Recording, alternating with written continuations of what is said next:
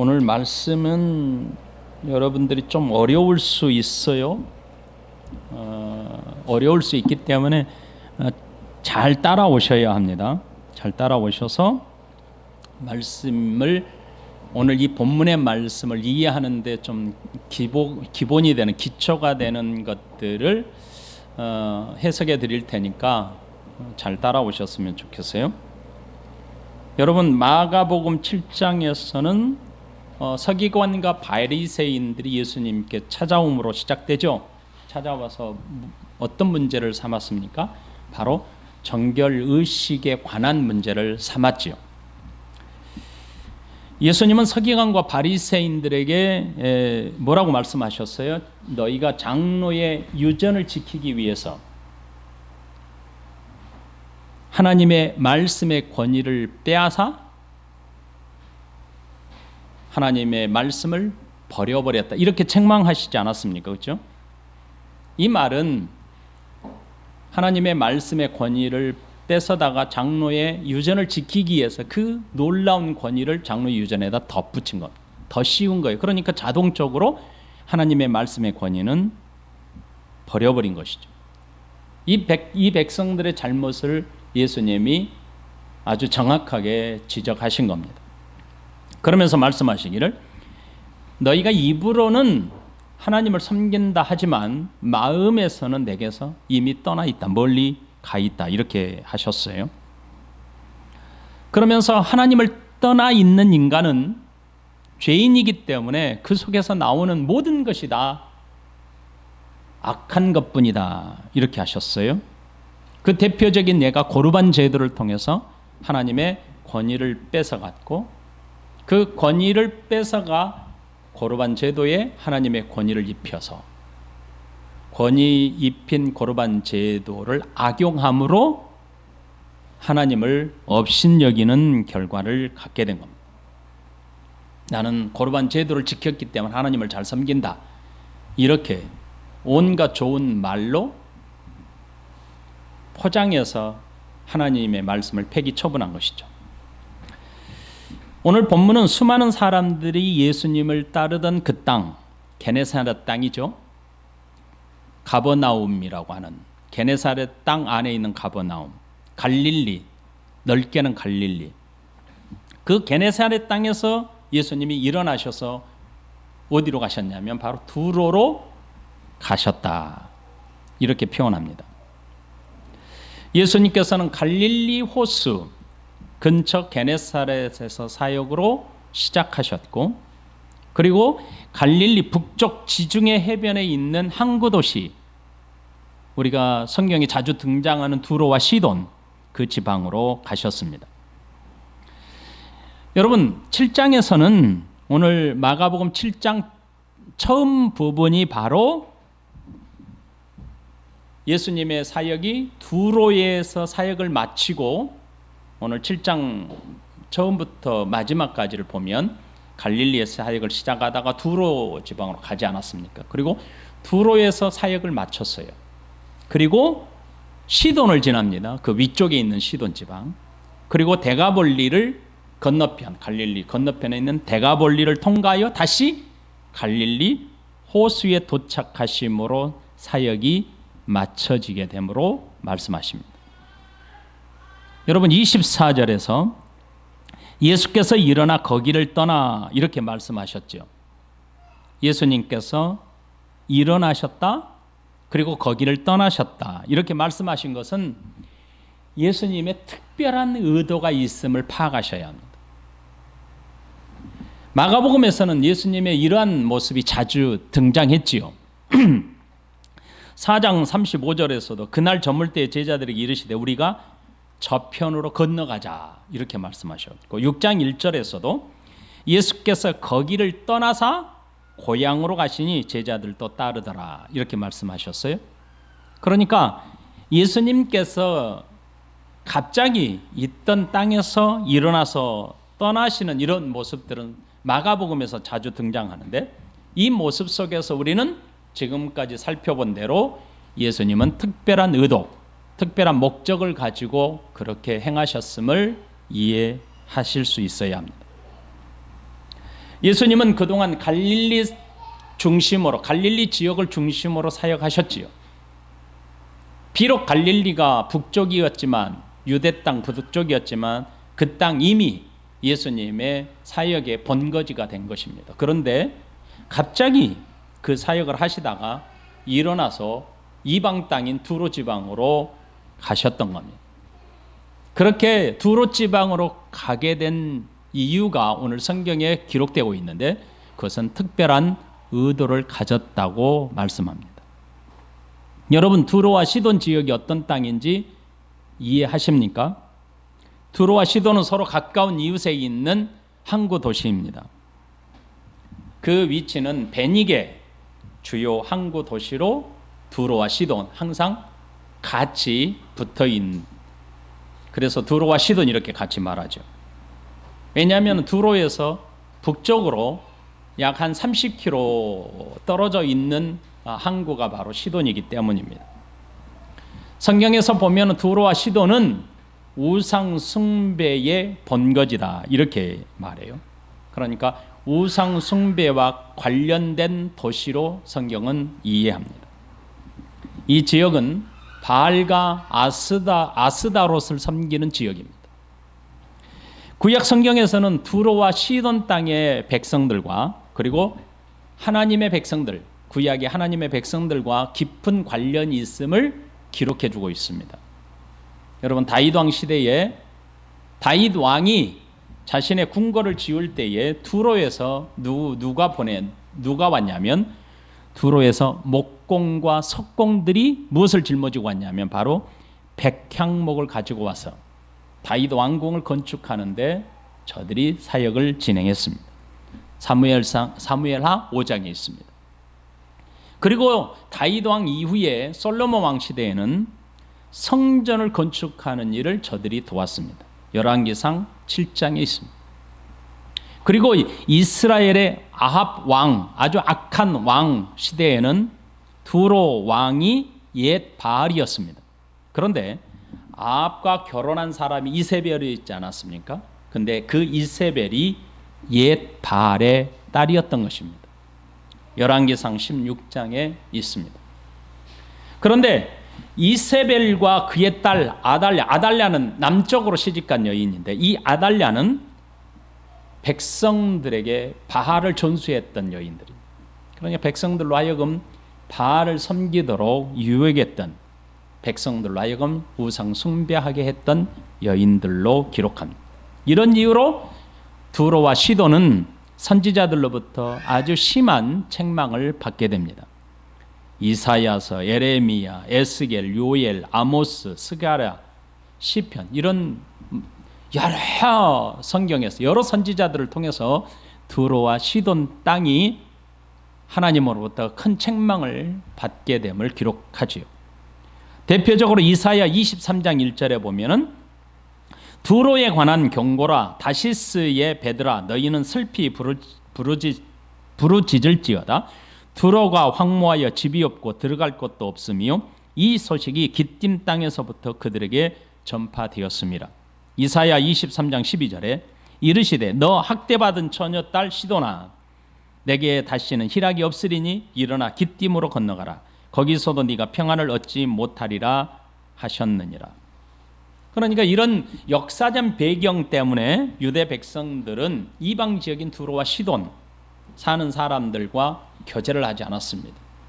그들을 부정하게 여겼던 것입니다. 유대인들은 심지어 자신의 동족이 살았던 사마리아 땅의 사람들과도 상종하지 않았지요. 예루살렘 가까운 곳에 위치해 있기 때문에 사실 자기 동족이기 때문에 얼마든지 거래 왕래가 있었고 거래가 충분히 있을 사람들임에도 불구하고 그들은 상종조차도 하지 않았습니다. 그들을 멸시했던 이유가 있지요. 아수르가 멸망할 때 사마리아 사람들을 다 끌어다가 세계적으로 흩어버렸고 다른 민족들을 데려다가 사마리아에서 살게 했습니다. 그러니까 혼족이 돼버린 것이죠. 이것으로 인해서 유대 백성들은 사마리아 사람들을 부정하게 여겼습니다. 교제조차도 끊어버렸습니다. 그러므로 두로와 시돈 땅은 유대 사람들 입장에서 보면 멸시할 수밖에 없는 지역이었고 천대하게 여기는 사람들이었습니다. 왜냐하면 그들을 부정한 사람이다 이렇게 여겼기 때문입니다. 그런 지역 사람들에게 예수님이 일어나 가셨더라. 일부러 찾아가신 것이죠. 만일 예수님께서 일부러 의도를 가지지 않았다면 굳이 그곳까지 갈 이유가 없었습니다. 왜요? 예수님은 유대인이시잖아요. 유대인이신 예수님께서 특별한 의도가 없다면 유대인이 그렇게 멸시하고 천대하게 여기는, 부정하게 여기는 두로와 시돈 땅에 왜 가셔야 했겠습니까? 오늘 본문에서는 예수님께서 그렇게 일부러 찾아가셨다라는 그 지역이 부정하게 여겼다라고 하는 단어들, 표현들이 많이 등장합니다. 그 첫 번째가 두로 지역이라는 그 자체가 유대 사람들에게는 대단히 불경스럽게 여기는 지역입니다. 왜냐하면 아까도 말씀을 드렸지만 두로는 무엇과 관련된 지역이라고요? 우상 숭배와 관련된 지역입니다. 그러니까 이 우상 지역, 바알과 아스다롯을 섬겼던 이 지역이기 때문에 유대 사람들에게는 상종할 수 없는 지역으로 여겨진 것이죠. 그리고 두 번째로는 오늘 본문에 나와 있는 대로 더러운 귀신 들린 어린 딸이라는 표현입니다. 여러분, 더럽다라고 하는 표현 자체가 부정하다는 뜻 아닙니까? 그리고 귀신 들렸다라고 하는 것은 거룩과는 상관이 없지 않습니까? 그러니까 그 더러운 귀신 들린 어린 딸, 이런 표현들은 다 부정하다라는 표현을 강조하는 표현입니다. 세 번째로는 헬라인이요 스로보닉의 족속이다, 이런 표현입니다. 헬라인 그러면 당시의 유대인들과 구별되는 표현입니다. 이방인 그런 뜻이죠. 스로보닉의 족속이라는 말 자체도 수리아인 스로, 두로와 시돈을 포함한 지역인 베니게, 이 두 단어가 합쳐진 족속이라는 뜻입니다. 그런데 베니게에 사는 사람들을 가리켜서 가나안인이라 이렇게 불렸습니다. 그러므로 유대인들에게는 이방인 지역, 특별히 이런 가나안, 멸시할 수밖에 없는 지역의 사람들이라는 것을 강조하는 표현입니다. 네 번째로는 개라는 표현이 나옵니다. 정확하게는 강아지, 이런 표현입니다. 유대인들은 이방인들을 개 취급했지요. 개와 돼지와 같은 부정한 사람들로 여겼습니다. 유대인들은 개와 돼지를 부정한 동물로 여겼기 때문에 사람들을 그것처럼, 개와 돼지처럼 부정하게 여긴 겁니다. 개라는 표현은 유대인들에게 있어서 이방인들을 멸시하고 천대하는 표현입니다. 그러니까 우리는 거룩하게 구별되어 있기 때문에 저들은 부정하게 여긴다, 이렇게 이해하게 된 겁니다. 오늘 본문의 내용을 이해하기 위해서 본문의 사건들을 제가 좀 더 쉽게 여러분들에게 구성해 드리겠습니다. 본문은 마태복음 15장과 병행 구절입니다. 오늘 본문을 이해하기 위해서 마태복음 15장을 찾아봐야 합니다. 우리 다 같이 마태복음 15장 21절을 찾아보시죠. 마태복음 15장 21절부터 28절 말씀입니다.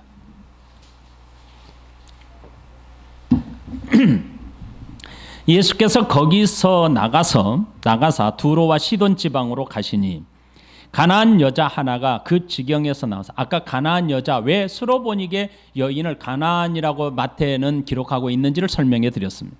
그 지경에서 나와서 소리질러 이르되 주 다윗의 자손이여 나를 불쌍히 여기소서, 내 딸이 흉악하게 귀신 들렸나이다 하되. 자, 여기서 마가복음과 한번 비교해 보세요. 마가복음 7장과.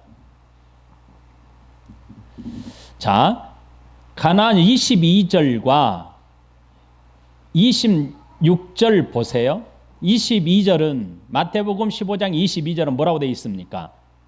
마가복음에 기록되지 않는 내용이 있죠. 다윗의 자손이여 나를 불쌍히 여기소서, 내 딸이 흉악한 귀신 들렸나이다 했죠. 그런데 26절에 보세요. 스로보닉의 족속이라 자기 딸에게 귀신 쫓아 내주시기를 간구하거늘. 이렇게 돼 있죠. 뭔가 다르죠. 23절 마태복음 24절 예수는 한 말씀도 대답하지 아니하시니 제자들이 와서 청하여 말하되 그 여자가 우리 뒤에서 소리 지르오니 그를 보내소서. 여기에 여인은 크게 소리를 질러서 예수님께 간청을 하고 있는 상황이고, 마태복음에서는 제자들이 그 여인이 너무 크게 소리 지르니까 좀 뭐라고 하셔서 보내십시오라고 제자들이 예수님께 요청을 하는 장면이 기록됩니다. 24절 예수께서 대답하여 이르시되 나는 이스라엘의 집에 잃어버린 양 외에는 다른 데로 보내심을 받지 아니하였노라 하시니, 이것도 덧붙여진 것이죠. 25절 여자가 와서 예수께 절하여 이르되 주여 저를 도우소서. 또다시 간청하고 있는 내용이죠. 26절 대답하여 이르시되 자녀의 떡을 취하여 개들에게 던짐이 마땅하지 아니하니라. 이것은 마가복음과 동일하게 기록된 겁니다. 27절 여자가 이르되 주여 올소이다마는 개들도 제 주인의 상에서 떨어지는 부스러기를 먹나이다 하니, 28절 이 마가복음과 좀 다른 내용이 나옵니다. 이에 예수께서 대답하여 이르시되 여자여 내 믿음이 크도다 네 소원대로 되리라 하시니 그때로부터 그의 딸이 나르니라. 자, 마태복음 15장에서 우리가 기억해야 될 거, 마태복음 15장에서 우리가 눈여겨봐야 될 게 뭐냐면 다윗의 자손이여 나를 불쌍히 여기소서라고 하는 말과, 그리고 이 말을 예수님께서 어떻게 평가를 하셨느냐, 28절에 내 믿음이 크도다 이렇게 평가하신 내용입니다. 자, 이제 본문의 말씀을 다시 재구성해 드릴 테니까 잘 들어보십시오. 본문은 장로의 전통에 따른 정결 의식과 관련되어 있습니다. 그러니까 유대인들의 정결 예식에 대한, 정결 의식에 대한 기본적인 생각과 아주 깊은 관련이 있는 본문입니다. 여러분, 모든 사람들은 타락하여 죄에 빠졌지요. 그러므로 타락한 죄인에게서 나오는 것은 모두 다 악한 것이라고 예수님이 정리하셨습니다. 정결의 의식을 아무리 거친다 할지라도 사람이 깨끗해지지 않는다라고 하셨어요. 외식과 가식을 지닌 채 정결 예식을 행함으로 결코 그들은 깨끗해지지 않는다는 것을 알아야 했습니다. 이렇게 예수님이 가르치시고 난 다음에 바로 두로에 사는 수로보니게 가나안 여인에게 찾아간 사건이 기록이 된 겁니다. 예수님과 그의 제자들은 두로와 시돈 지방을 찾아가셨습니다. 여러분, 이곳은 이방인 지역에 속한 곳입니다. 그곳에서 가나안 여인 수로보니게 족속이었던 헬라인 여인을 만나게 됩니다. 이 여인을 소개할 때 특별하게 성경은 강조합니다. 헬라인이고 수로보니게 족속이고 더러운 귀신 들린 딸의 어머니로 소개합니다. 이 소개하는 이 단어들만을 보아서도 우리가 알 수 있는 것처럼 유대인이라면 절대로 결코 접촉하거나 교제할 수 없습니다. 만나서도 안 되고 함께 자리에 앉을 수도 없습니다. 왜냐하면 이방 지역 사람이기 때문입니다. 저들은 이방 지역 사람과는 교제를 하지 않았습니다. 더군다나 더러운 귀신, 여기에서 더러운 귀신은 흉악하고 비참하다는 뜻을 가지고 있습니다. 들린 딸의 어머니라는 것을 밝혔어요. 이것은 이렇게 밝히는 것은 그가 지금 이방 여인으로서 부정한 상태에 있다, 이것을 강조한 것입니다. 유대인들에게는 부정한 사람을 하나님 나라의 공동체의 일원으로 인정할 수 없었습니다. 마가복음에서 이렇게 이 여인을 소개한 이유가 있습니다. 그것은 바로 유대인들의 공통적인 생각, 유대인들이 가지고 있는 보편적인 생각을 드러내시기 위함입니다. 귀신 들린 딸 아이의 어머니가 예수님을 찾아왔습니다. 그리고 말합니다. 주 다윗의 자손이여 나를 불쌍히 여기소서. 그렇게 소리를 지르면서 귀신을 쫓아주시기를 간청했습니다. 소리를 지르는 여인에게 대해서 제자들은 예수님이 침묵하는 것을 참지 못하고 예수님 앞에 나서서 이렇게 말합니다. 여인이 소리를 지르오니 그를 돌려보내십시오. 보내소십시오. 보내소서, 돌려보내십시오. 이렇게 요청합니다. 이에 예수님은 제자들에게 말씀하시기를 나는 이스라엘 집에 잃어버린 양 외에 다른 데로 보내심을 받지 아니하였노라 라고 말씀하십니다. 그러자 여인이 물러서지 않았습니다. 예수님께 절하며, 여기서 마태복음에서 절하다라고 하는 표현은 주인의 손을 핥은 개처럼이라는 뜻입니다. 그러한 단어에서 유래된 단어입니다. 마가복음에서 엎드리다라는 단어와는 사뭇 뉘앙스가 다른 표현입니다. 그리고 절하며 요청합니다. 간절히 도와달라고 요청합니다. 예수님은 자녀의 떡을 취하여 그들에게 던짐이 마땅치 아니하니라. 자녀로 먼저 배불리 먹게 할지니 자녀의 떡을 취하여 그들에게 던짐이 마땅치 아니하니라. 이것은 마태복음과 마가복음을 지금 비교해서 여러분에 읽어드리는 겁니다. 라고 여인에게 예수님은 말씀하십니다. 예수님의 이런 거절에 여인이 뭐라고 말합니까? 주여 올소이다마는 걔들도 제 주인의 상에서 떨어지는 부스러기를 먹나이다. 주여 올소이다마는 상 아래 걔들도 아이들이 먹던 부스러기를 먹나이다. 이렇게 대답합니다. 여인의 대답을 들은 예수님은 뭐라고 말하냐면 내 믿음이 크도다. 네 소원대로 되라. 이렇게 말씀하십니다. 마가복음에 돌아가라. 귀신이 네 딸에게서 나갔느니라. 이렇게 표현합니다. 그리고 그의 딸이 예수님의 말씀이 끝나자마자 즉시 나음을 입었다고 표현합니다. 오늘 본문을 이야기해서 먼저 몇 가지 이해가 필요한 것을 말씀을 드립니다. 이것은 본문을 해석하기 위해서 이해가 필요한 내용입니다. 그 첫 번째로는 모든 사람은 타락하여 죄에 빠졌다는 것을 먼저 이해하셔야 합니다. 모든 사람은 죄인입니다. 죄인이기 때문에 사람에게서 나오는 것은 다 죄악 덩어리들입니다. 죄인인 사람이 정결하게 되는 것은 장로의 전통과 같은 규례로 손을 씻거나 몸을 씻음으로 되는 것이 아닙니다. 사람은 숨 쉬는 것 자체도 죄악입니다. 왜요? 죄인이기 때문입니다. 바리새인과 서기관들의 가르침은 장로들의 전통을 지키는 사람들과는 구별됐다고 생각했습니다. 그러니까 서기관과 바리새인들의 가르침대로 장로의 전통을 지키는 자들은 자신들이 선민이었고 자신들이 구별된, 거룩하게 구별된 사람이기 때문에 이방인들과 다르다고 생각했습니다. 장로의 전통에 따라 손을 씻지 않고 식사를 하는 것은 하나님 앞에 부정하게 되고 그 부정하게 된 사람과는 접촉해서는 결코 안 되었습니다. 모든 사람은 죄에 빠졌다는 것을 이해하셔야 합니다. 하나님 앞에 선한 사람은 한 사람도 없다고 성경은 우리에게 가르쳐 줍니다. 이것이 바로 성경에서 말씀하고 있는 겁니다. 죄를 해결하지 못하면 기억하십시오. 어떤 전통이나 어떤 규례를 지킨다 해도 그는 정결치 못합니다. 정결한 공동체는 죄를 해결해야만 가능합니다. 그 죄를 해결하기 위해서 예수 그리스도께서 이 땅에 오신 겁니다. 그러므로 정결한 공동체는 예수 그리스도를 통해서만 가능한 것이고 그것을 해결하기 위해서 예수님이 이 땅에 오신 겁니다. 두 번째 이해는 이방인들을 구별하는 유대인들의 생각을 먼저 이해하셔야 합니다. 당시 정통 유대인 그러면 서기관, 바리새인, 사두개인, 유대인이라고 표현합니다. 그들이 생각하는 이방인에 대한 생각이 어떠하다고요? 바로 성경에서 그들이 이해하는 이방인들에 대한 생각을 밝힐 수 있는 근거가 자세히 기록되고 있습니다. 27절 보십시오. 예수께서 이르시되 자녀로 먼저 배불리게 할지니 자녀의 떡을 취하여 걔들에게 던짐이 마땅치 아니하니라. 28절에 여자가 대답하여 이르되 주여 올소이다마는 상 아래 걔들도 아이들이 먹던 부스러기를 먹나이다. 유대인들은 이방인들과 같이 식사하는 자리에 같이 앉아있는 것 자체를 금했습니다.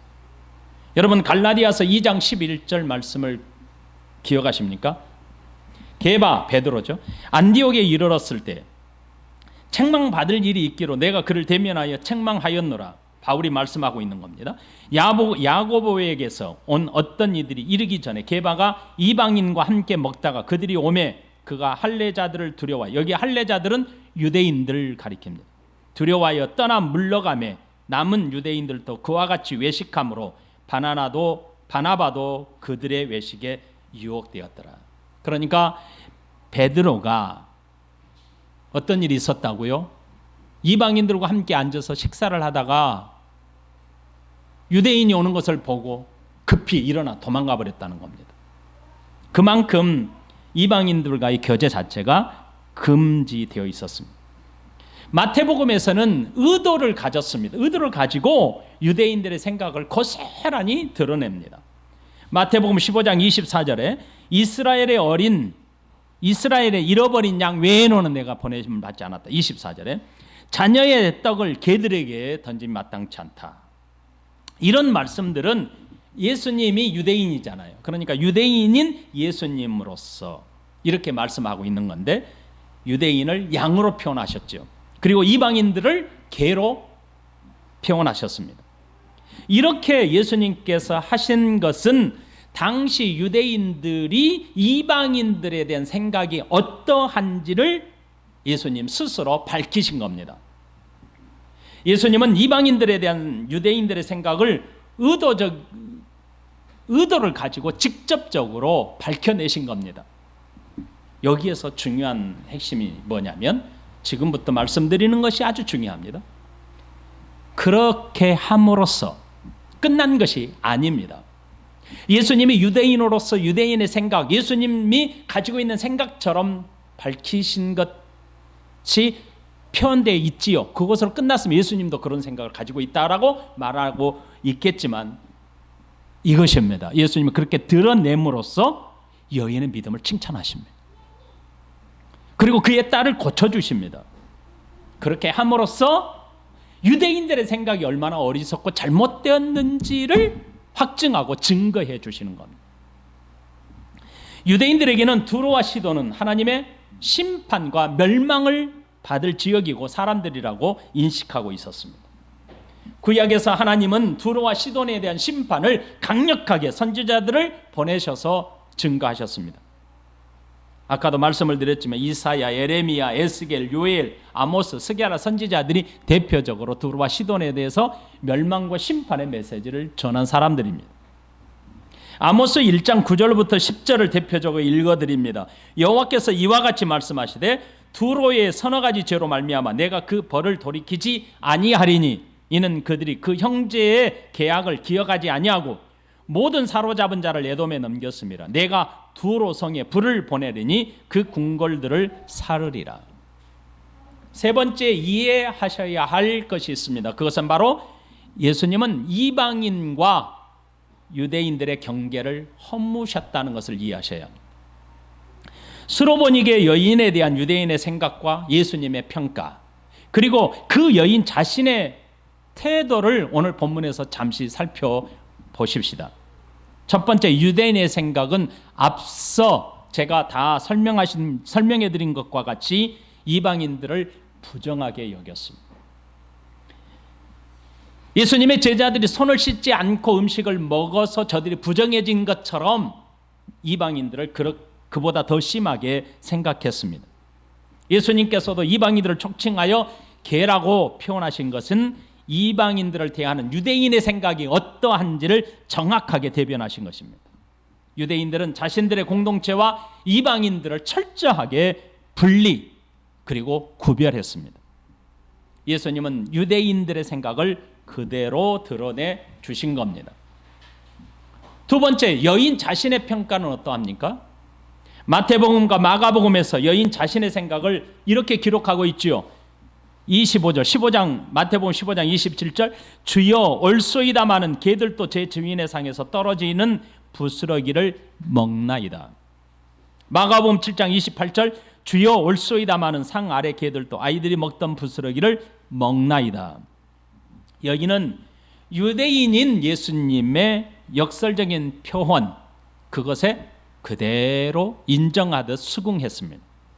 여인은 주인의 상 아래에서 음식을 먹는, 음식을 갈망하는, 음식을 요구하는 강아지처럼 표현한 예수님의 말씀에 그대로 수긍하고 받아들였습니다. 세 번째, 여인에 대한 예수님 평가는 어떠합니까? 본문에서 자녀의 떡을 취하여 그들에게 던짐이 마땅치 아니하니라. 마가복음 7장 27절, 마태복음 15장 26절, 자녀의 떡을 취하여 그들에게 던짐이 마땅하지 아니하니라. 이런 말씀을 통해서 보편적인 유대인의 생각을 예수님이 그대로 드러내셨다고 말씀을 드렸습니다. 예수님은 개들에게, 여기서 개라고 하는 것은 강아지라는 표현입니다. 주인의 마음에 애간장을 녹이듯이 막 개들이 밑에서 자기에게도 음식을 달라고 표현하는 그런 강아지라는 표현입니다. 개들에게 던짐이라는 표현을 통해서 당시 유대인들이 생각하는 이방인에 대한 평가를 역으로 지금 설명하고 계신 겁니다.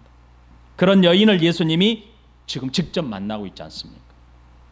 그리고 교제도 함께 앉아서 식사하는 것도, 대화하는 것도 꺼려했던 그 여인에게 예수님은 지금 대화를 하고 있지 않습니까? 그리고 심지어 그 딸을 고쳐주십니다. 그리고 거기에서 그치는 게 아니고 여인의 믿음을 칭찬하십니다.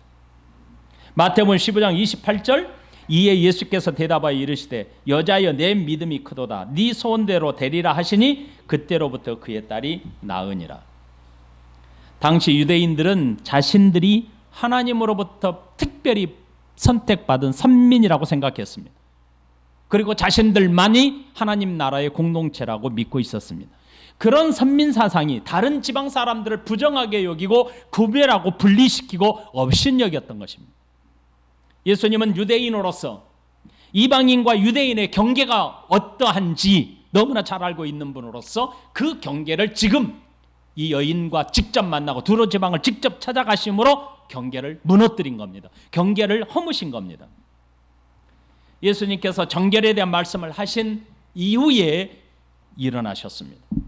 그리고 저들이 업신여기는 지역으로 찾아가셨습니다. 그리고 그 이방 여인을 만나셨습니다. 유대인들이 정한 규칙, 기준에 의하면 하나님 나라의 공동체에 이 여인이, 이방인들이 결코 들어올 수 없는 곳이었던 말씀이죠. 그런 경계를 예수님께서 무너뜨리고 허무셨던 것입니다. 예수님은 직접 이방인 지역에 찾아가셨습니다. 그리고 이방인 여인을 만났습니다. 그러므로 이 모든 것을 허물어뜨림을 갈라디아서 3장 28절에 이렇게 기록합니다. 너희는 유대인이나 헬라인이나 종이나 자유인이나 남자나 여자나 다 그리스도 안에서 하나이니라. 그리고 네 번째, 마태복음과 마가복음에서 나타난 차이를 이해하셔야 합니다. 마태복음과 마가복음에 틀리게 덧붙이고 있는 것처럼 여겨지는 이런 내용들은 제가 누누이 말씀을 드리지만 공간복음에서는 서로 충돌이 아닙니다. 기록할 이유가 없는 것들은 굳이 기록하지 않았던 것이고 반드시 기록해야 될 것들은 기록한 겁니다. 그것은 바로 각각의 이 공간복음, 이 공동적인 시야를 가지고 기록한 이 사복음서에서 어떤 것을 강조하느냐에 따라서 이것은 빼도 되겠다 하면 빠뜨린 거고, 이것은 반드시 기록해야 되겠다 하면 반드시 기록한 겁니다. 그래서 독자들이 누구냐에 따라서 기록되고 빠뜨리고 이렇게 된 겁니다. 마태복음에서는 여인이 소리를 질렀다고 기록하지요. 그 지경에서 나와서 소리 질러 이르되, 이렇게 소리 지르는 여인에 대해서 예수님은 침묵하고 계셨어요. 듣고 있으면서도 예수님은 뭔가를 의도를 가지고 침묵하고 계셨습니다. 그런데 제자들이 나섭니다. 제자들은 시끄럽습니다. 시끄러우니까 이 여인을 돌려보내십시오. 보내달라고 예수님께 요청합니다. 제자들이 와서 청하여 말하되 그 여자가 우리 뒤에서 소리를 지르오니 그를 보내소서. 여러분, 좀 오늘 말씀이 전체적으로 좀 이해하기가 어렵다고 말씀을 드렸어요. 그러므로 잘 들으셔야 돼요. 그런데 마가복음에서는 소문을 듣고 예수님 발 앞에 엎드렸다고 기록해요. 예수의 소문을 듣고 곧 와서 그 발 아래 엎드리니 이렇게 표현합니다. 이 차이는 마태복음에서는 여인이 소리를 크게 외침으로 모든 사람들에게 현 상황을 지금 아주 강하게 드러내고자 하는 상황으로 보입니다. 왜 그럴까요? 마태복음은 유대인들에게 예수님이 누구인지를 알려주는 강조점이 있는 겁니다. 마태복음은 유대인들에게 예수님이 누구인지 알려주는 데에 중점이 있기 때문입니다. 그리고 마가복음에서는 소문을 듣고 그 발에 엎드렸더라 이런 표현을 쓰고 있습니다. 이것은 이방인들, 마가복음이 기록되고 있는 마가복음의 청중이 로마에 있는 성도들 아닙니까? 그러므로 이방인들 아닙니까? 그러므로 이방인들에게 소문이 널리 알려지고 이방인들도 예수님을 경외할 수 있는 분이다 라고 하는 것을 중점적으로 가르치기 위해서 기록한 겁니다.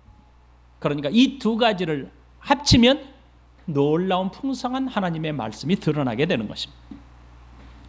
마가복음 서론에서 우리가 이미 살펴보았던 것처럼 마가는 이방인들에게 예수님이 누구인지를 알려주기 위한 목적을 가지고 있습니다. 24절의 말씀은 사람들에게 예수님은 아무도 모르게 하고자 했지만 숨길 수 없었다고 밝히고 있습니다. 이것은 소문이 그토록 널리 퍼졌다는 뜻입니다. 누구에게요? 두로와 시돈 지방 이방인들에게까지 드러났다는 것입니다. 예수님께서 두로 지방에 오셨다는 소문이 널리 퍼졌습니다. 그러기에 예수님은 아무도 모르게 집에 있을 수 없었던 것입니다. 소문을 듣고 찾아온 이방 여인이 예수님 발 앞에 엎드렸습니다. 마태복음과 엎드렸다는 표현이 다르다고 했습니다. 이것은 이방인들도 예수님을 경외할 수 있다는 것을 보여주는 것이죠. 소문을 듣고 곧 와서 그 발 아래 엎드리니, 이것은 마가가 강조하고자 하는 핵심과 아주 맞닿아 있는 것입니다. 다섯 번째, 예수님께서 여인을 칭찬하신 의미가 무엇인지를 이해하셔야 합니다. 마태복음에서는 예수님께서 여인에게 내 믿음이 크도다, 네 소원대로 되라 라고 칭찬하셨습니다. 예수님께서 여인을 칭찬한 기록은 마가복음에는 없어요. 마태복음에는 기록되고 있습니다. 여인의 고백은 유대인들이 들으면 기가 막힐 고백인 것입니다. 마태복음은 유대인들을 대상으로 예수님 누구인지를 기록한다고 그랬죠. 그러므로 이 여인의 고백은 유대인들이 반드시 알아야 하는 고백이었고 유대인들이 들으면 기절초풍할 수밖에 없는 고백이었던 겁니다. 그런 이유로 예수님은 이 여인을 칭찬하셨던 것입니다. 예수님께서 내 믿음이 크도다 라고 하셨던 믿음, 이 믿음이 무엇입니까? 여인은 예수님을 향하여 주 다윗의 자손이여 라고 고백했습니다.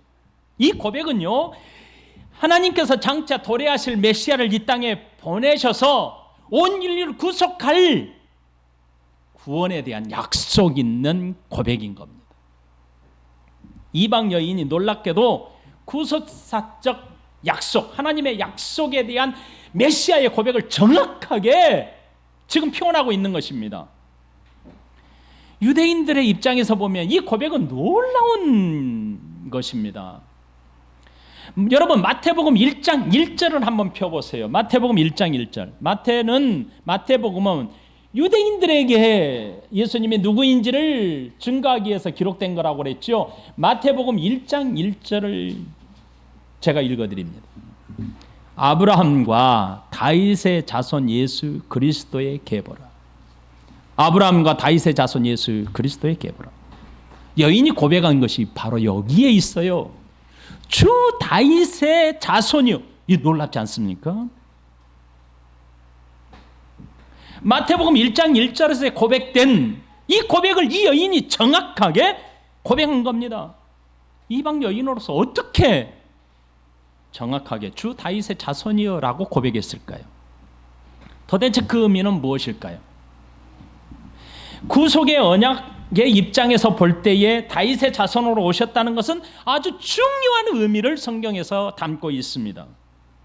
하나님께서는 다윗에게 약속하신 그 언약을 이행하실 메시아를 이 땅에 보내시겠다고 약속하셨고, 그 약속에 입각하여 예수님이 이 땅에 오셨고, 그 오신 예수님은 하나님께서 약속한 메시아임을 지금 드러내고 있습니다. 그 약속이 사무엘하 7장 13절 14절입니다. 하나님께서는 이사야 선지자를 통해서 다윗의 혈통에서 오실 메시아가 의와 공의의 왕으로 나라를 다스릴 것, 세울 것을 약속하십니다. 이사야 9장 7절, 그 정사와 평강의 더함이 무궁하며 또 다윗의 왕자와 그의 나라에 군림하여 그 나라를 굳게 세우고 지금 이후로 영원히 정의와 공의로 그것을 보존하실 것이라. 만군의 여호와의 열심히 이를 이루시리라. 이사야 선지자를 통해서 약속한 그 다윗의 언약의 성취로, 구약의 언약의 성취로 오신 예수님이 이 여인의 입술을 통해서 정확하게 고백되고 있는 것입니다. 천사 가브리엘은 마리아의 잉태 소식을 알리면서 이렇게 말해요. 주 하나님께서 그 조상 다윗의 왕위를 그에게 주리니 영원히 야곱의 집을 왕으로 다스릴 것이며 그 나라가 무궁하리라. 누가복음 1장 32절 33절. 그리고 미가 예언에 따라 다윗의 고향 베들레헴에서 나심으로 그가 다윗의 자손임을 성경은 확증해주고 있습니다. 미가 5장 2절. 베들레헴 에브라다야, 너는 유다 족속 중에 작을지라도 이스라엘 다스릴 자가 내게서 내게로 나올 것이라. 그의 근본은 상고의 영원에 있느니라. 이방 여인이 하나님께서 약속하신 메시아에 대한 이 놀라운 약속을 이해하고 고백했을까? 어떻게 이걸 고백했을까? 이것은 정확하게는 저도 알 수가 없습니다. 이해하고 고백했을까? 이것은 저도 알 수 없습니다. 다만 여인이 고백했던 주 다윗의 자손이라 라고 하는 이 고백은 이방 여인의 입술에서 터져 나왔다는 것은 놀라운 고백일 수밖에 없는 것이 분명한 사실입니다. 유대인들에게 있어서 이 고백이 이방 여인의 입술에서 터져 나왔다는 것은 유대인들에게 보면 기절초풍할 고백 아닙니까? 그러므로 놀라운 일이죠. 마태복음은 이걸 놓치지 않고 기록한 것입니다. 왜요? 유대인들에게 필요했던 것이기 때문이죠. 하지만 마가는 이것을 기록할 필요가 없죠. 왜요? 이방 여인들, 이방 사람들에게 복음이 증거되기 위해서 기록한 것이기 때문에 이것을 굳이 쓰지 않아도 하나님의 아들 예수 그리스도의 복음의 시작이라 마가복음의 처음 시작이 다르지 않습니까? 당시 유대인들이 기다렸던 주 다윗의 자손은 유대인들에게 있어서 정치적인 메시아였죠. 그러므로 이방 여인이 정치적인 메시아가 아닌 구속주로서 고백했다면 이것은 정말 놀라운 고백일 수밖에 없는 겁니다. 그러므로 예수님께서는 이 여인이 다윗의 자손이여 라고 고백한 말씀을 바르게 해석해 줄 필요가 있었겠죠. 그렇죠? 여인의 고백과 그의 딸을 고침으로써 예수님은 이 세상에 오신 궁극적인 목적을 실현해내십니다. 그 첫 번째는 정치적인 메시아가 아닌 구속사적인 메시아이며 구속을 통해서 영원한 나라를 세우시는 분임을 예수님은 지금 증거하고 계신 겁니다. 두 번째로는 선지자들을 통해서 예언된 메시아가 예수 그리스도 본인 자신임을 분명하게 보여주십니다. 예수님은 자신이 메시아가 되심을 사역을 통해서 증명해 나가셨습니다. 당시 사람들은 기대했던 메시아는 정치적인 메시아였습니다. 그러나 예수님은 정치적인 메시아와는 거리가 멀었습니다. 여러분이 잘 아는 것처럼 오병이어의 기적을 통해서 정치적으로 왕을 세우려고 했지만 예수님은 그것을 떠났습니다. 피하였습니다. 이것을 볼 때 유대인들이 기대했던 정치적인 메시아와는 예수님은 거리가 멀었습니다. 하지만 병고침, 귀신을 내어 쫓는 것, 이런 것들을 통해서 이사야 9장에서 약속한 메시아가 본인 되심을 증거하고 확인시켜 주십니다. 그분은 평강의 왕으로 이 세상을 권세 있게 통치해 가시는 분임을 드러내신 겁니다. 더구나 이 여인, 두로에서 만난 이 여인의 고백, 그리고 그의 딸 고침을 받은 사건, 이 사건은 오늘 이 전체적인 입장에서 이해함이 좋겠습니다. 다음 주에 이어서 말씀을 증거하도록 하겠습니다. 기도하십시다.